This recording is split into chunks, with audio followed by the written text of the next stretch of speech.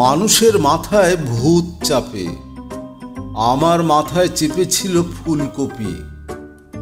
কোন দুঃখে আমি যে সেদিন ফুলকপি নিয়ে ছড়া লিখেছিলাম, শীতের দিনে তোমার কাছে ফুল চাইনে প্রিয়, সময় পেলে রান্না করে ভাজা ফুলকপি দিও।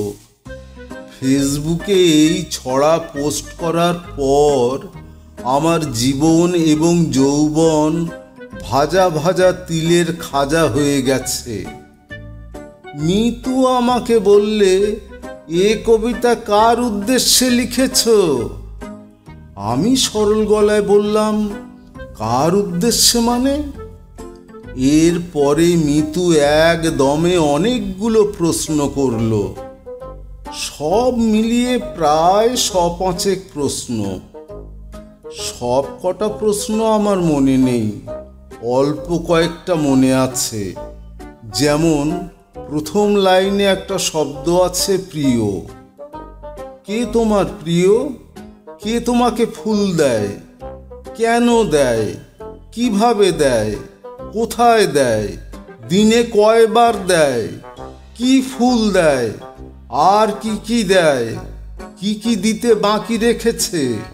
তাজা ফুল নাকি প্লাস্টিকের ফুল? কার কাছে তুমি এই শীতে ফুলের বদলে ফুলকপি চাইছো?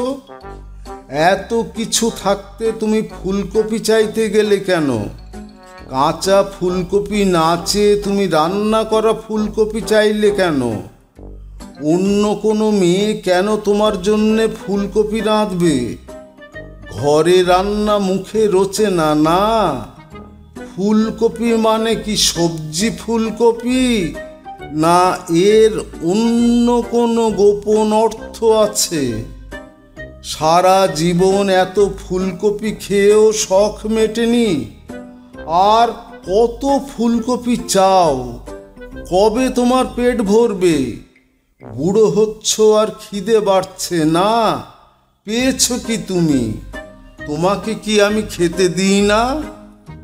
রাস্তাঘাটে ফুলকপি চেয়ে বেড়াও, আজ ফেসবুকে চাইছো, কাল থালা নিয়ে রাস্তায় বসবে, পরশু কি পত্রিকায় বিজ্ঞাপন দেবে? আমার কাছে চাইলে কি আমি আর ফুলকপি দিতাম না? সর্বশেষ প্রশ্নটা বড়ই নির্মম। তোমার এত লোভ কেন? আমি কোনো প্রশ্নের উত্তর গুছিয়ে দিতে পারিনি, ফলে আমার জীবন হয়ে গেছে ফুলকপিময়। সকালে রুটির সাথে ফুলকপি ভাজা, দুপুরে রান্না করা ফুলকপি, রাত্রে ফুলকপি দিয়ে মাছ, বেলায় বেলায় ফুলকপি আর ফুলকপি, মাঝখানে ফুলকপির স্যুপ পর্যন্ত খেতে হয়েছে। গত এক সপ্তাহে আমি যে পরিমাণ ফুলকপি খেয়েছি, মাটি ও মানুষের উপস্থাপক সৈয়দ সিরাজ সাহেবও তার গোটা জীবনেও এত ফুলকপি দেখেননি। আজ সন্ধ্যায় বললাম, মিতু, আদা দিয়ে একটু লাল চা করে দেবে, সর্দি লেগেছে। মিতু পাথর মুখ করে চা বানাতে গেল। আমি ভয়ে ভয়ে রইলাম, চায়ে আদার বদলে ফুলকপি দিয়ে ফেলে কিনা কে জানে। আল্লাহর অশেষ রহমতে খানিক বাদে মিতু আদা দিয়ে চা নিয়ে আসলো।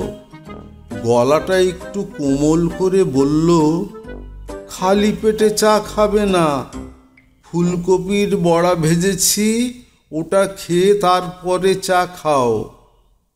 পুনশ্চ আর একটা প্রশ্ন ছিল, এখন মনে পড়ছে। কি আছে ফুলকপিতে যা আমার নেই? বলেই কান্না। পুনশ্চ ২, আর একটা প্রশ্ন ছিল, এখন মনে পড়ল। সত্যি করে বলো তো, আমাকে না জানিয়ে তুমি এ পর্যন্ত কতগুলি ফুলকপি খেয়েছো লুকিয়ে লুকিয়ে?